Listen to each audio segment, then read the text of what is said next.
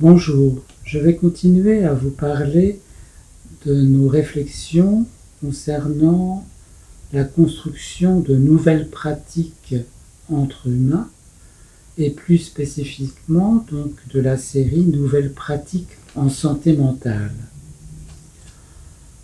Ces nouvelles pratiques entre humains ou bien concernant la santé mentale nécessitent donc un regard nouveau sur les civilisations, c'est-à-dire que l'histoire des civilisations finalement correspond à l'histoire des modes de production entre humains, des modes de propriété entre humains, des modes de production économique, puisque c'est à partir de là que les rapports sociaux sont produits.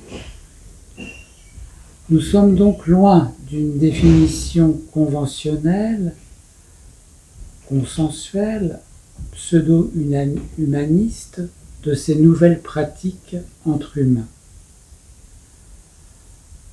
Notre but est de dégager et définir, développer de nouvelles pratiques, une pratique qui soit autre que celle de l'apartheid. Apartheid de la pensée et des pratiques, ce qui concerne la souffrance dans le mental pour les humains. C'est là-dessus que je veux me concentrer, sur la souffrance dans le mental qui vient d'un transfert du social. Alors pourquoi apartheid? Ça veut dire que c'est mettre à part, apartheid, et que ça tient debout parce que c'est mis à part. Donc ce système actuel d'apartheid, c'est quoi? Ça veut dire pour moi qu'il n'y a pas une entité du mental, que le mental ne fonctionne pas tout seul, que ce qui se passe, nos idées, ce que nous produisons comme idées, viennent justement de notre vie sociale, de nos conditions de vie, de nos rapports sociaux. On faudrait nous faire croire justement qu'il y aurait une entité mentale liée par exemple à la biologie du cerveau et donc les laboratoires pharmaceutiques.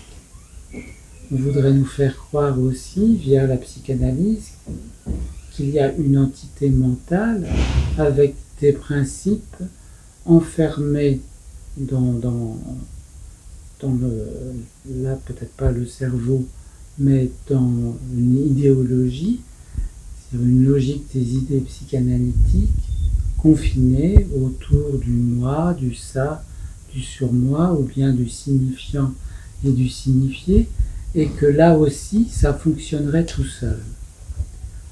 Donc, pour nous, nouvelle pratique entre humains est absolument partir du contraire de l'apartheid. Nous avons pour cela mis en avant déjà une série de conférences où nous mettions en exergue les obstacles, les blocages.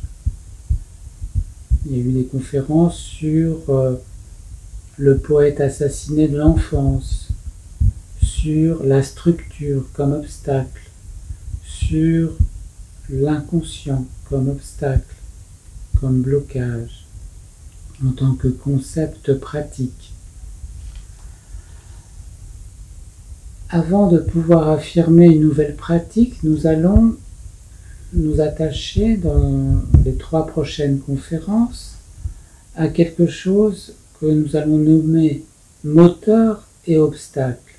C'est-à-dire que là, quand nous ne nous confinons pas à l'obstacle, mais voyons le moteur, c'est-à-dire que nous introduisons une opposition dialectique, une dynamique dialectique. Et donc, nous allons parler de l'amour en tant que moteur et obstacle, de l'identification en tant que moteur et obstacle, et du savoir humain en tant que moteur et obstacle. Aujourd'hui, ça sera donc l'amour en tant que moteur et obstacle dans le travail d'émancipation à travers des rencontres avec les camarades humains et un analyste praticien psychosocial. Alors l'amour, bien sûr, c'est un sujet complexe. C'est évidemment très réducteur que de vouloir en parler pendant 20 minutes. Mon propos sera donc humble et modeste.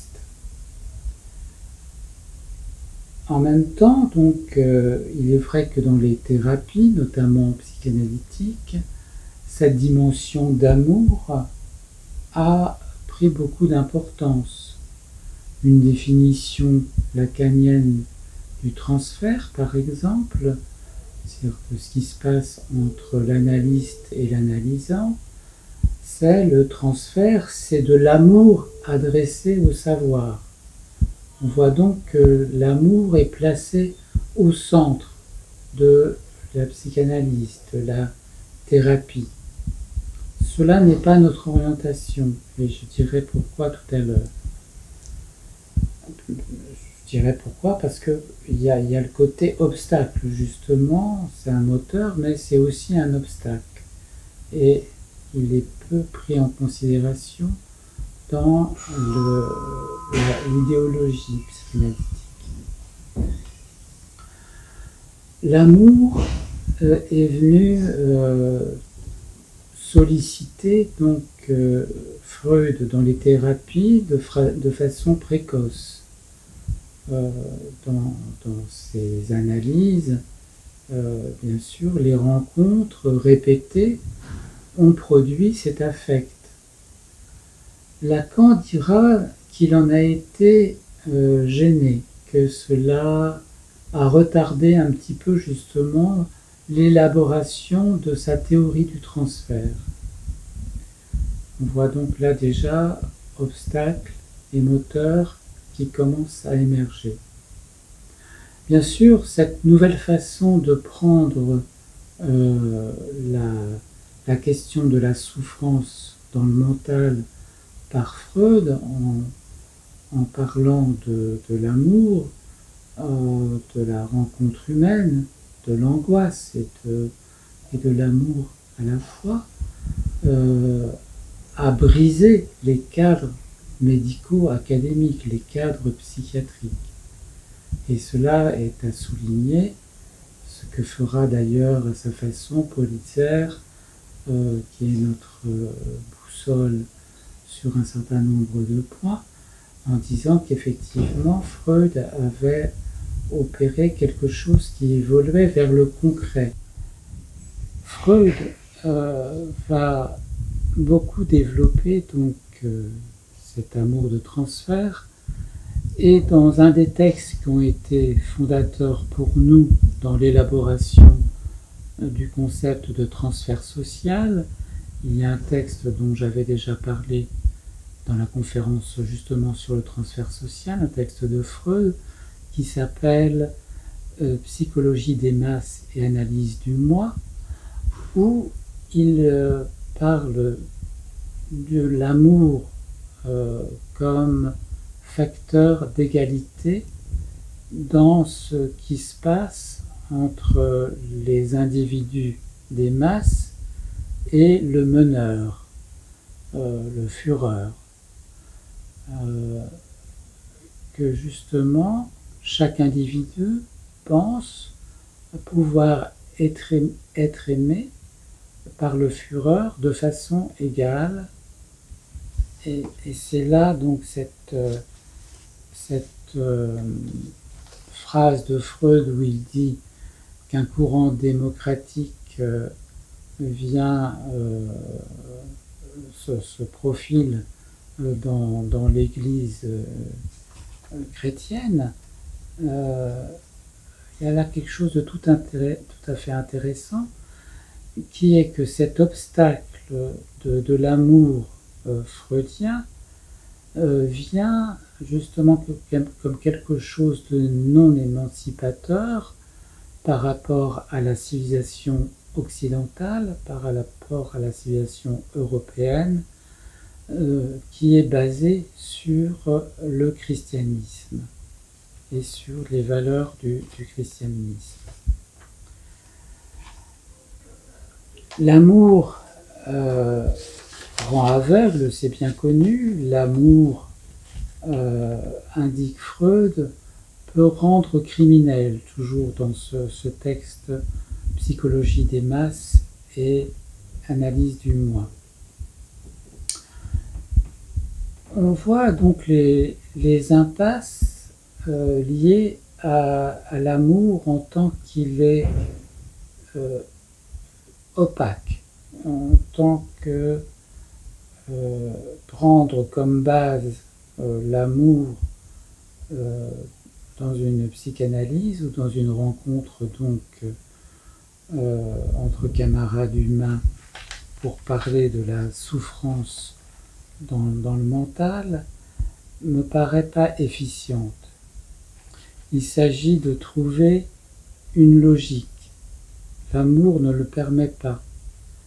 Il y a quelque chose qui est beaucoup trop narcissique, justement, l'amour de soi. En même temps, cet amour est indispensable en tant qu'ingrédient dans la dynamique et la base que nous proposons d'analyse, à savoir celle du transfert de valeur. Nous avons pris cette référence de la valeur, où bien sûr dans la valeur il y a l'estime de soi, l'estime dans le regard des autres, la capacité de pouvoir donner, la capacité de pouvoir recevoir, la capacité d'échanger, et où donc l'amour a tout à fait sa place. Mais elle est subordonnée, nous n'en faisons pas un primat comme avec Freud ou Lacan, elle est subordonnée au primat de la valeur que nous prenons chez Marx, avec notre outil Marx. Alors, l'amour et Marx, c'est quelque chose qui est peu exploré. Bien sûr, les lettres de Marx à son épouse Jenny sont vraiment formidables et souvent mis en avant dans les études de littérature. Des lettres d'amour est tout à fait extraordinaire. Cependant, Marx est plus connu du côté soit de la philosophie, soit de l'économie, que celle de l'amour. Alors je vais m'en expliquer. Je vais m'en expliquer autour de ce qui a fait des ruptures révolutionnaires chez Marx, des renversements, c'est-à-dire des renversements par rapport au philosophe Hegel. On connaît bien le renversement fait autour de son texte sur l'introduction à la philosophie du droit hegelien, sa critique du droit hegelien. On connaît moins ce qui concerne sa critique, toujours envers Hegel, mais via Feuerbach, du christianisme et de l'amour chrétien, puisque c'est ça le problème fondamental qui n'a pas été complètement analysé ni par Freud ni par Lacan. Feuerbach donc est le philosophe qui a permis de faire transition pour Marx et faire renversement par rapport à Hegel. Feuerbach était leader en quelque sorte des hegéliens de gauche, dont Marx s'est séparé, provoquant justement dans l'idéologie allemande, dans son livre L'idéologie allemande, les développements de cette séparation. Et je vais me nourrir de cela. Feuerbach reste cependant un philosophe aujourd'hui méconnu, alors que finalement, dans beaucoup d'idéologies véhiculées aujourd'hui, on retrouve beaucoup de sa pensée, de la religion de l'homme notamment. Alors, il y a quelque chose qui est assez méconnu concernant Freud, que j'ai retrouvé dans une préface à l'article de Freud, L'avenir d'une illusion, du psychanalyste Jacques André, au PUF, dans la traduction en français de l'article de Freud, où Jacques André indique: pour une large part, les attaques de Freud contre les religions empruntent à une tradition philosophique issue des Lumières. L'influence de Feuerbach, l'auteur de l'essence du christianisme, est sans doute la plus prégnante. Le jeune Sigmund écrivait de lui: « Il est de tous les philosophes celui que je révère et admire le plus. » C'est dans sa lettre à Silberstein du 7 mars 1875. Alors cette prégnance de Feuerbach chez Freud est un repère important qui est donc peu connu dans l'histoire de la psychanalyse, on n'en parle quasiment pas, et cela explique en partie sa conception aliénée et aliénante de l'amour, Freud n'ayant pas lu Marx, et sa critique de Feuerbach.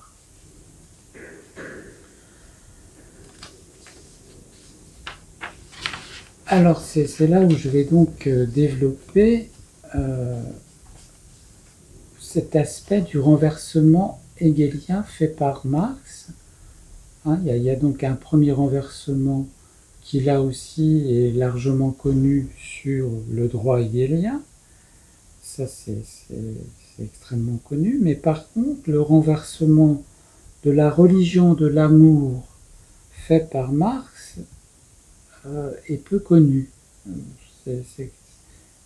L'amour rend aveugle, l'amour fait obstacle, masque, et on retrouve à mon avis justement des effets dans ces deux masques que je viens de souligner, la méconnaissance de l'influence de Feuerbach sur Freud, d'une part, et le renversement de la religion de l'amour chez Marx, d'autre part.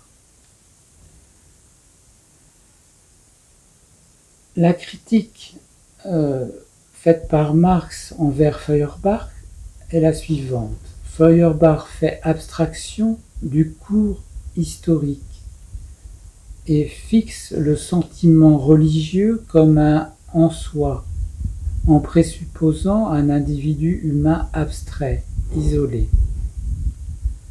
Cela est tout à fait adapté justement à mon idée d'apartheid du départ de la conférence, ainsi que des théories psychanalytiques.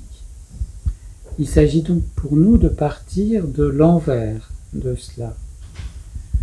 Marx ne part pas du concept d'homme, mais du primat du fait historique.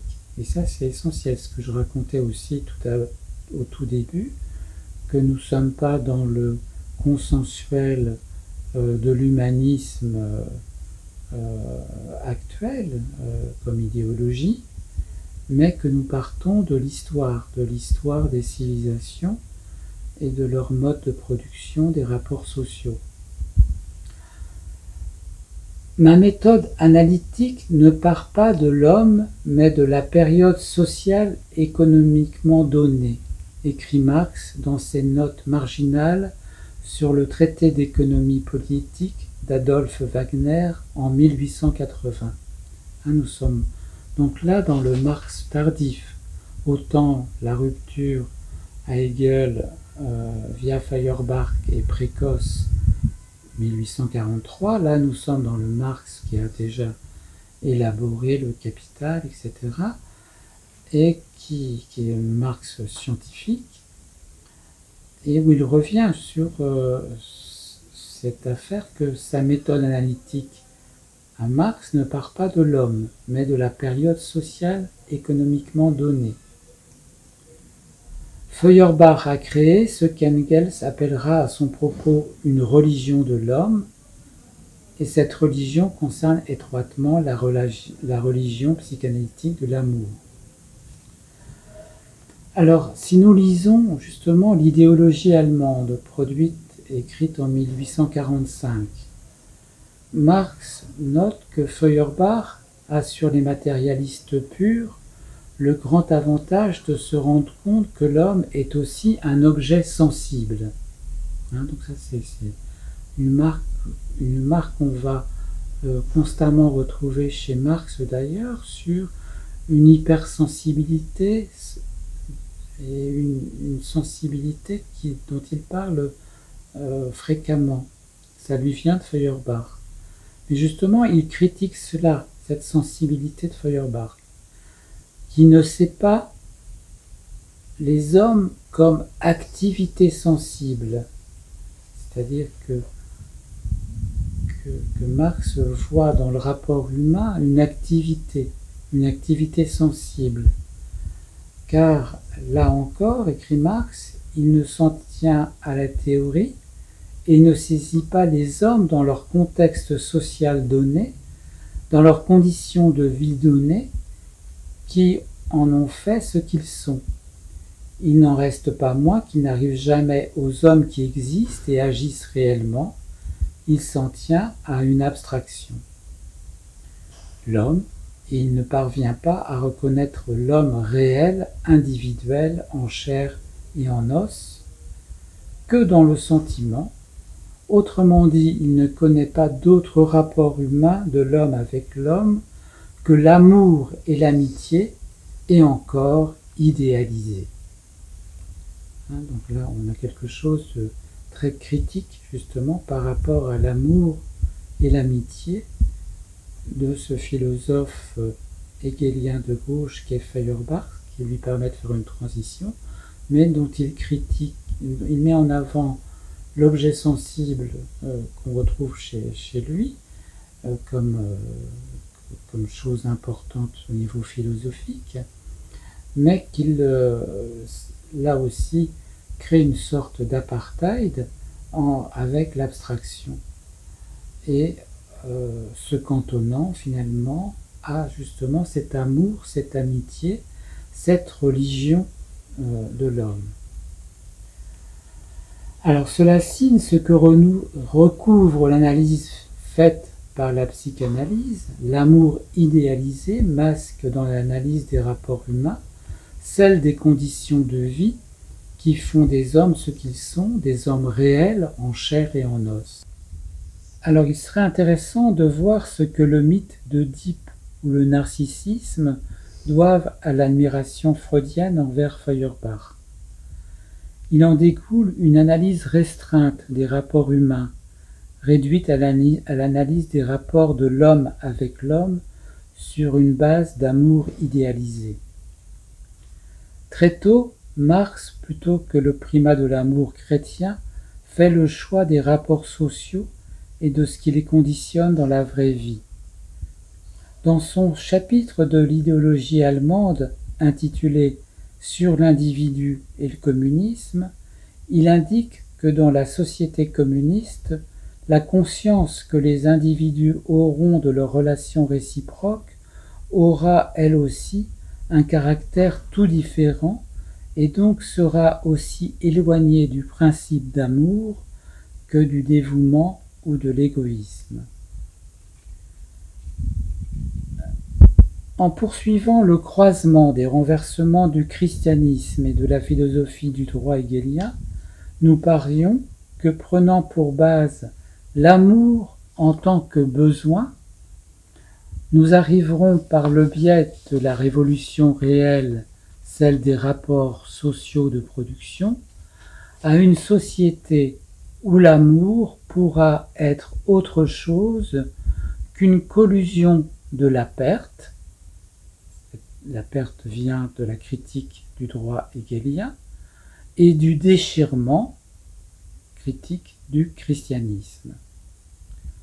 Donc l'amour est souvent ramené à la perte et au déchirement, et là encore alimente beaucoup la philosophie et la pratique hollywoodienne, tout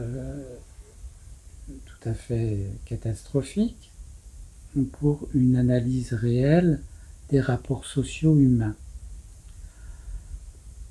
Alors voici les véritables renversements dialectiques de l'amour subvertis par les changements des conditions des rapports sociaux.